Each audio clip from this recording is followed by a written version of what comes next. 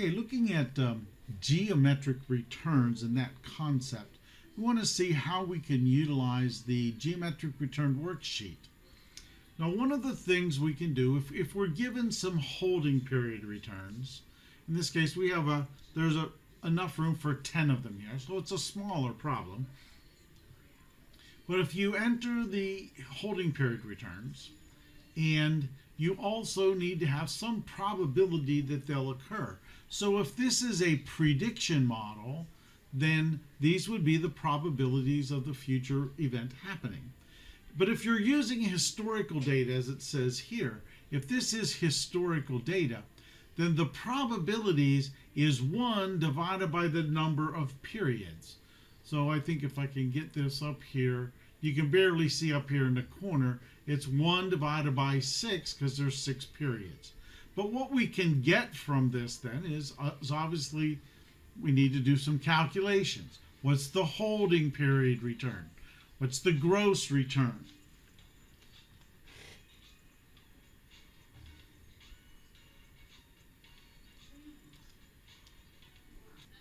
So again, this calculates the gross holding period return. So again, the gross holding period return is just the holding period return plus 1. So we get into this more numerical kind of a number. And then we calculate what's referred to as the wealth index. And the wealth index, this is utilizing the compound interest, compound returns of the investment. So after 1 year, it's 1.035. But after 2 years, it's earned 1.06. And what this does, it says, look, if it does a little logic thing, but it says in the end, it's going to calculate this thing times this thing gives me 1.0609. And then the next one, it's going to go down, and now it's going to look down one step further. So it's going to find the weights of all of these things. So this is then just a calculation of the rolling geometric mean, if you will, per period. The log returns then, the log returns is just the natural log of the gross holding period return. And as you go down, you see that they're slightly different. It's a slightly different calculation. But what we ultimately get in the end is, number one, what's the average arithmetic mean? It's the average of these numbers. It's 4.048. What's the expected HPR? Well, the expected HPR is the sum of the probabilities times these numbers.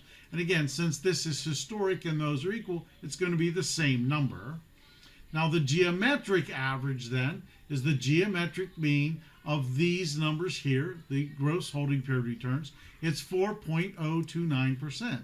So if you want to find out the future value, you multiply the investment amount times the geometric average for the time series. So this would be worth $1,267 and some pennies.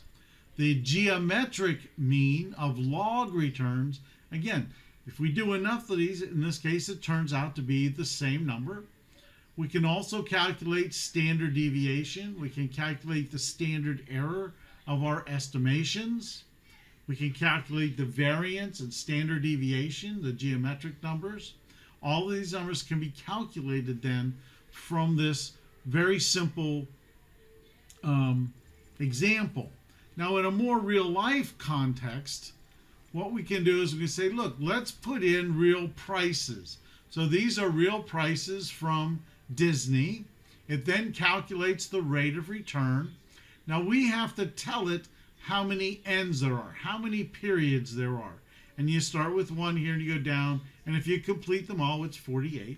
So again, this is going to then calculate the return. It's just this number divided by that number, 1.0124. We then calculate that for each month. We also then have the monthly returns, right? Again, we calculate that. It's just the same thing. Now we just subtracted from 1 and used percentages. And now the log returns are ultimately just the natural log of this number. So here we have the natural log returns. And then we can calculate what we have. The geometric return, 1.06% is the return. The standard deviation is it's 0.5731. The log geometric return is the same here. The arithmetic return is 0.703. And one of the ways we can do this is to make a prediction. What do you think the future return will be? And there is a formula that we can plug this in to calculate 6 months down the road, what do you think the return will be? In this case, it shows over time that the longer the time frame, it appears that the predicted interest or returns will be declining for Disney over the next couple of years. So again, that's just the geometric return and how we might use it to get some answers for some questions about investing.